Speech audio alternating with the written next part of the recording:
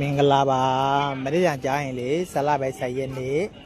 မူလဆရာတော်ဘုရားကြီးရဲ့မွေးနေ့ရှိပါတယ်ဒါမှကာယအကြောင်းပါလားမူလဆရာတော်ဘုရားကြီးရဲ့မွေးနေ့ပေါ့နော်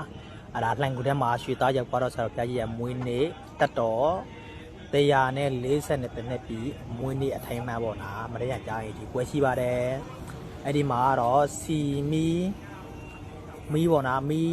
2000ပူဇော်ပွဲပေါ့နော်နောက်တော့ပန်းပေပေါင်း2000စိုက်တဲ့ပွဲရှိရပေါ့နော်အကရေးဒီနီးနားမှာရှိတဲ့ဓမ္မမိတ်ဆွေများရှိလဲလာလို့ရပါတယ်ပေါ့နော်ကားကတော့အကျုပ်ပိုးမရှိဘူးပေါ့နော်မိမိစီစဉ်နေလာခဲ့ပေါ့ပွဲတော့မနက်6နာရီခွဲကြရင်ဆောင်းလောင်းပွဲ16လောင်းပွဲရှိပါတယ်9နာရီခွဲတရားထိုင်နေ့လယ်တနာရီထိုးရင်တင်ငါကပွဲရှိတာပေါ့နော်ညနေကြရင်ကျွန်တော်တို့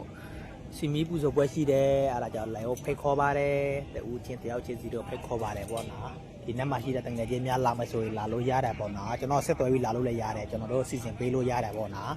ထမင်းရတော့ကျွန်တော်တို့ဒါမှရုံမှာစောင်းမှာဖြစ်ပါတယ်